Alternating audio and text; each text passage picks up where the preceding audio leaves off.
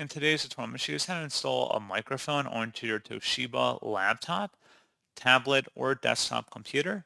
So this should hopefully be a pretty straightforward process here, guys. And without further ado, let's go ahead and jump straight into it. So for most plug-and-play microphones, it should automatically install the drivers immediately once you plug it in. You can also reach out to the manufacturer or see if there was installation media that accompanied your microphone and see if that could be possibly installed with your system. If you're still having an issue or it's a Bluetooth microphone, you could just open up the search menu and type in settings. Best result should come back with settings. Go ahead and open that up.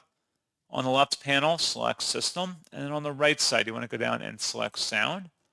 And then again, on the right side here, scrolling down underneath input, versus pair a new input device, select add a device, and then you can connect your Bluetooth microphone through here. And that's pretty much it. So as always, thank you guys for watching this brief tutorial. I do hope that was able to help you out, and I do look forward to catching you all in the next tutorial. Goodbye.